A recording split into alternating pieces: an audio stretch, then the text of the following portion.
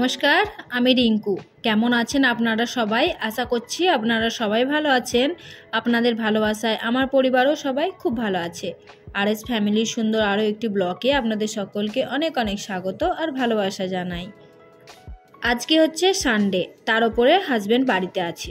সকালবেলা একটু চা খেয়ে নিয়ে মেশিন লাগিয়ে দিয়েছিলাম, কাপড় জামাগুলো ধুয়ে নিয়েছিলাম আর মেশিনে ড্রাই করে নিয়েছিলাম। তো যাই হোক, একটু একটু রোদের ছিটা দেখতে পেলাম, যে আগে কাপড় জামাগুলো মিলে দিয়ে আসলাম। তারপরে এই যে সোজা এসে গেছি বেডটাকে সাফ করতে। মেয়েরা উঠে পড়েছে, মেয়েরা এখন বাইরে খেলা করছে। তো এই ফাঁকেতেই আমি বিছানাটা সুন্দর করে একটু গুছিয়ে নিলাম, আর সাথে সাথে রুমটাকেও একটু সাফ সাফাই করে নেব। আর এই জামা প্যান্টগুলো দেখছেন, এগুলো কালকে যাই হোক করে ভাঁজ করে এই ওপরেতে রেখে দিয়েছিলাম।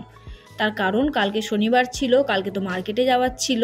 আর তারপরে সন্ধ্যে থেকে বাড়িতে তো অতিরিক্ত কাজের চাপ বেড়ে যায়। যেদিনে মার্কেট যাওয়া থাকে সেদিনে আবার তাড়াতাড়ি করে রান্না করো, তারপরে মার্কেট যাও।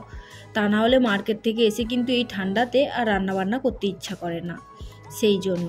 আর এই যে এবারে ভালো করে একটু গোছ ভাঁজটা ঠিকঠাক করে দেখে নিয়ে এবারে আলমারিতে রেখে দেব। কালকে যেহেতু গোছ ভাঁজটা করা ছিল সেহেতু অনেকটা কিন্তু হালকা হয়েছে। একটু আধটু দেখে নিলাম, দেখে নিয়ে সুন্দর করে গুছিয়ে রেখে দিলাম। আর আলমারিকে কিন্তু সুন্দর করে পাট পাট করে কাপড় জামা যদি গুছিয়ে রাখা যায় তাহলে কিন্তু দেখতেও যেমন ভালো লাগে, তেমন আলমারিটা খুললে মনটারও কিন্তু অনেকটা শান্তি লাগে, তাই না বলুন? আর যেহেতু এখন শীতকাল সেহেতু জামা কাপড়ের চাপটাও একটু বেশি। তো ওপরের যে তাকটা ওইটাতে খালি শীতের পোশাকেই ভর্তি। আর একটা তাকে আমার ছোট মেয়ের, বাকিটা বড় মেয়ের আর ওর পাপার।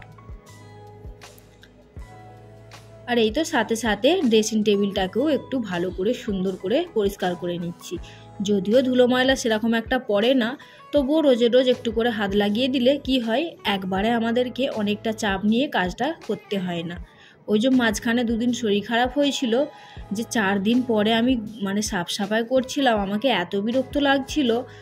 অতিরিক্ত চাপ নিয়ে ডিপ ক্লিনিংটা করতে হয়। আর এরকমভাবে হালকা হাতে প্রতিদিন গুছিয়ে নিলে তাহলে কিন্তু এতটা চাপ লাগে না। আজকে কিন্তু বাইরে রোদটা বেশ ভালোই দেখা যাচ্ছে। আজ 15 দিন পরে একটু রোদের মুখ দেখা গেল, সেই জন্য পর্দাটাকে একটু সরিয়ে দিলাম বাইরের রোশনি একটু ভিতরে আসবার জন্য। আর সাথে সুন্দর করে চেয়ারটাকেও গুছিয়ে নিলাম, আর মেয়েদের পরার ব্যাগগুলোকেও এক সাইডে রেখে দিলাম। আর এই সোয়েটারটা কালকে ভিজেছিল, তো ওই চেয়ারের ওপরেই মিলে দিয়েছিলাম। পরে দেখলাম শুকিয়ে গেছে, ওইটাকেও ভাঁজ করে এবারে আলমারিতে গুছিয়ে রেখে দেবো। বাস মোটামুটি আমার বাড়ির সমস্ত ক্লিনিংয়ের কাজ কমপ্লিট হলো। এবারে একটু ঝাড়ু লাগিয়ে নেব। আজকে যেহেতু সানডে, আজকে একটু স্পেশাল বানাবার ইচ্ছা আছে। অনেক দিন পরে হাজব্যান্ড আজকে বাড়িতে আছে, অনেক দিন পরেই কিন্তু আজকে সানডের দিনে ছুটি করে বাড়িতে আছে। কবে যে ছুটি করেছিল সেটা মনেই নেই। সেই জন্য ভাবলাম আজকে একটু স্পেশাল মেনু বানানো যাক। প্রতিদিন তো ডাল ভাত সবজি খাই, আজকে একটু স্পেশাল বানাবার ইচ্ছা আছে, সেই জন্য আরও তড়িঘড়ি করে কাজগুলো সেরে নিচ্ছি। আর এই যে এখানে ইনভার্টারটা রাখা রয়েছে, এইটার ওপরও দেখলাম একটু ধুলো পড়েছে, এটাকেও ভালো করে পরিষ্কার করে নিলাম। আর যেহেতু সকালে মেশিন লাগিয়েছিলাম সেহেতু মেশিনটা খোলাই আছে, ওই জন্য মেশিনটাকেও একটু ভালো করে পুছে নিয়ে এবারে মেশিনটাকে কাপড় পরিয়ে দেব, মেশিনের কভারটা লাগিয়ে দেব। এই মেশিনটা আমার শ্বেতামার যত বছর বয়স তত বছর কিন্তু এই মেশিনটারও বয়স। আর যে কোনো জিনিসকে দেখবেন যত্ন করে সুন্দরভাবে গুছিয়ে রাখলে সেই জিনিসগুলো কিন্তু অনেক দিন পর্যন্ত চলে। তারপরে আমার একটা জিনিস কিন্তু অনেক শখের আর অনেক স্বপ্নের।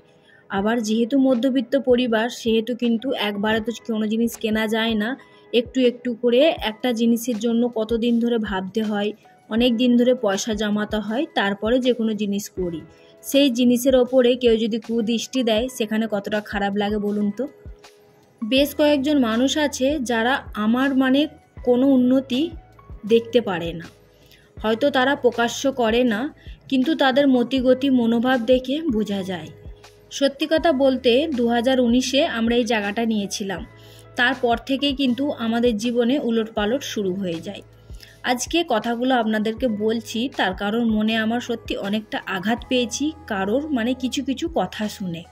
2019-এ জায়গাটা কিনেছিলাম, তারপরে কিন্তু অনেক আমাদের ওপর দিয়ে উলটপালট গেছে। তারপরেতে আবার 2020-তে আমাদের জায়গার একটু অংশ বিক্রি করে দিয়ে আমরা বাড়ি বানিয়েছি, তাতেও লোকের নজর ছিল। মানে বিক্রি হওয়ার সাথে সাথেই পাওনাদারদের তাগাদা, মানে ওই যে বললাম 1 বছর আগে জায়গাটা কিনেছি, স্বাভাবিক কিছু না কিছু ধার দেনা হয়েছে। তো জায়গাটা বিক্রি করার পরে পাওনাদারদের কিছুটা পাওনাও মিটিয়েছি। তারপরে অনেক কষ্টে মাথার উপরে ছাদটুকু করেছিলাম, তাতেও মানুষও কিন্তু সুখী হয়নি, মানে খুশি হয়নি। আর যেহেতু ওই সময়তে করোনা চলছিল, সেই জন্য কিন্তু হাতে তেমন পয়সা কড়িও ছিল না। তো যাই হোক করে মাথার ওপরে ছাদটুকু করে আমরা কিন্তু চলে এসেছিলাম।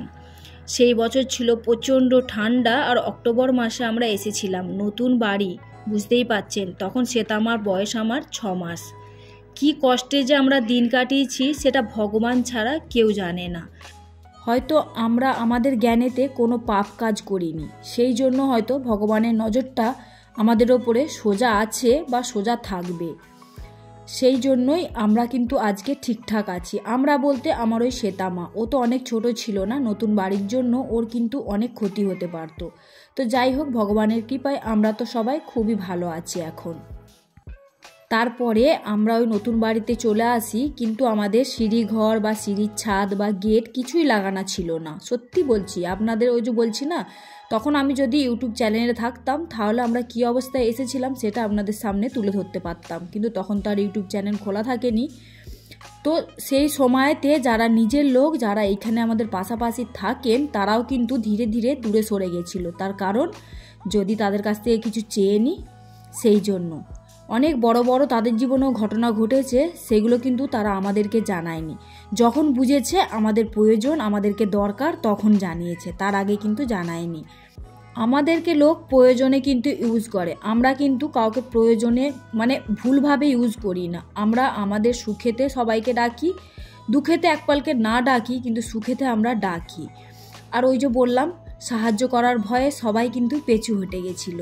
তবে এইখানে একজন ভালো মানুষ আছে, ভগবান তার সারা জীবন ভালো করুক, তিনি কিন্তু আমাদের পাশে সব সময়ের জন্য আছে। আমার বাবা মা তো দেশে থাকে, আমরা অনেক দূরে থাকি, সেহেতু তাদের তো সম্ভব না, কিন্তু সেই মানুষগুলো আমাদের কিন্তু পিছন ছাড়েনি। তারা সব সময় আমাদেরকে সুখেতেও সাথ দিয়েছে, দুঃখেতেও সাথ দিয়েছে। এইখানে একটা ফ্যামিলি আছে, আমি সেই ফ্যামিলির কথা বলছি। আমার কাছে ভগবানের পরেই কিন্তু বাবা মার স্থান, তারপরেই কিন্তু ওনাদের স্থান। তো যাই হোক, অনেক কথা আপনাদের সাথে শেয়ার করলাম। এই সাথে সাথে আমার বিরিয়ানিটাও রেডি, আর চিকেনটা কষা করবো ভেবেছিলাম, কিন্তু হাজব্যান্ড তাতে জল ঢেলে দিয়েছিল। তো যাই হোক, মোটামুটি সব মিলিয়ে দারুণ একটা রেসিপি ছিল।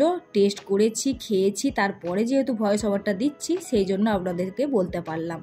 দুটো জিনিস কিন্তু খুবই টেস্টি হয়েছিল। আজকের আমার এই ব্লগটি আপনাদের যদি ভালো লাগে তো প্লিজ একটা লাইক দিয়ে দেবেন, আর যদি ব্লগের বিষয়ে কিছু বলার থাকে তো অবশ্যই কমেন্ট করে জানাতে পারেন। আর যদি আমার কোনো নতুন বন্ধু আমার আজকের ব্লগটি দেখে থাকেন, চাইলে চ্যানেলটিকে সাবস্ক্রাইব করে আমার পরিবারের পাশে থাকতে পারেন। তো চলুন, আজকের মতো এই পর্যন্তই, আবারও দেখা হবে পরের একটি ব্লগে। আজকের মতো এখানেই, টাটা।